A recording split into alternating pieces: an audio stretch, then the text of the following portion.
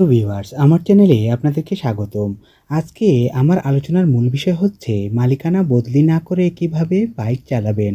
অর্থাৎ আপনার বাইকের মালিকানা অন্যের নামে, তারপরও আপনি বাইক চালাবেন কিভাবে?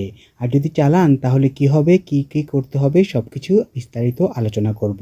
তো অনেকেই বর্তমানে বাংলাদেশে আছেন যে মালিকানা পরিবর্তন না করেই বাইক চালাতে চান, অথবা মালিকানা বদলির ঝামেলা পোহাতে অথবা টাকা খরচের জন্য অনেকেই মালিকানা বদল করেন না।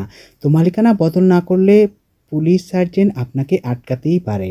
কিন্তু যখন পুলিশ আপনাকে আটকাবে তখন আপনার কাছে গাড়ির কাগজ চাইবে। আপনি সুন্দরভাবে কাগজ দেখাবেন, যখন ড্রাইভিং লাইসেন্সের সাথে আপনার মালিকানার অর্থাৎ বাইকের রেজিস্ট্রেশন কার্ডের নাম্বার এবং নামের সাথে আপনার ড্রাইভিং লাইসেন্সের নামের পিতার নামের যখন মিল হবে না, তখন পুলিশ বুঝতে পারবে যে এটা আপনার নামে গাড়ি না, অর্থাৎ অন্য কারো নামের গাড়ি আপনি চালাচ্ছেন।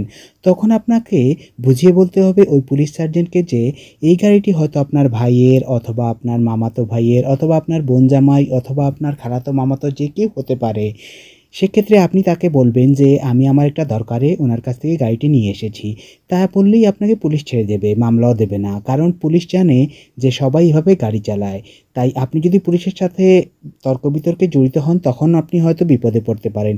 সহজ ভাষায় বুঝিয়ে বললে পুলিশ সার্জেন্ট আপনাকে কিছুই বলবেন না, গাড়ির কাগজ ফেরত দিয়ে আপনি গাড়ি নিয়ে চলে যাবেন।